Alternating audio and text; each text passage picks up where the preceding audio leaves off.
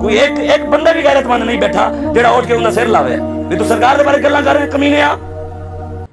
میں منیر عطاری صاحب سے انتہائی ادب کے ساتھ گزارش کروں گا کہ آپ کو دوسروں کی آنکھ کا تنکا تو نظر آتا ہے، اپنی آنکھ کا شہتیر نظر نہیں آتا.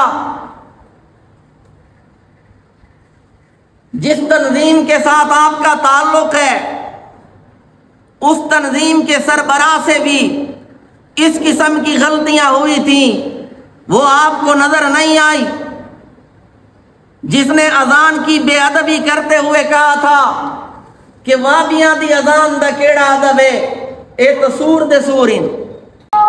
وابیاں دی اذان اے دا کیڑا ادب ہے، اے تو سور دے سورین. چل اور ان الفاظ سے اس نے رجوع بھی نہیں کیا. اگر کیا ہو تو پیش کیجئے. نیز ساری زندگی منبر رسول پہ مغلظات اور خرافات بکتا رہا. بہت سارے جملے اس کے آج تک لوگوں کی زبان پر ہیں.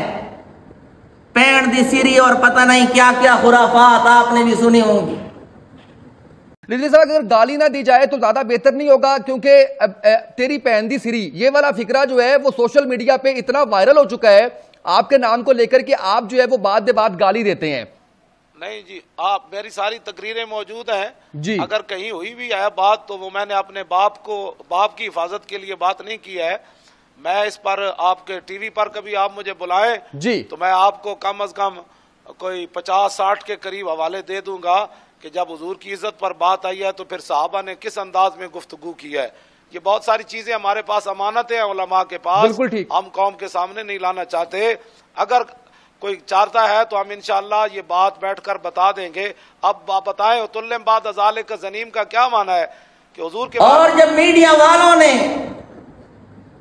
اسے پکڑا اور ان گالیوں کے بارے میں پوچھا تو اس نے قرآن مجید کی طرف نسبت کرتے ہوئے کہا کہ یہ اسلوب اور یہ انداز تو قرآن مجید کا ہے.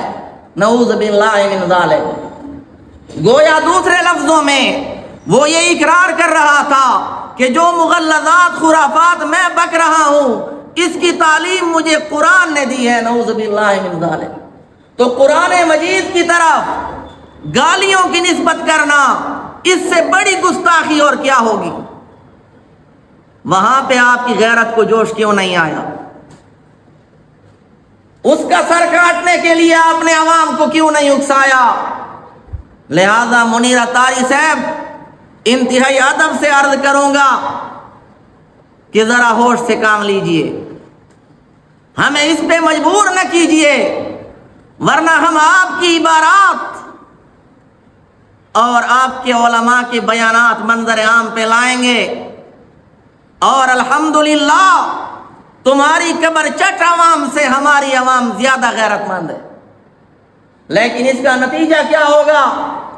نتیجہ یہ نکلے گا کہ شیعہ سنی فسادات کی طرح دیوبندی بریلوی فسادات کا بھی نہ ختم ہونے والا سلسلہ شروع ہوگا. لہذا ہوش کے ناخن لیجئے اور اس قسم کے بیانات سے باز آ جائیں.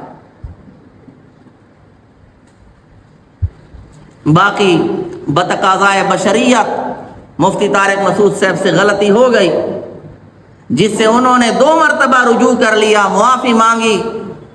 اور حدیث میں ہے کل بنی آدم خطاء وخیر الخطائین التوابون کہ ہر انسان خطا کار ہے اور بہترین خطا کار وہ ہے جو توبہ کرنے والے.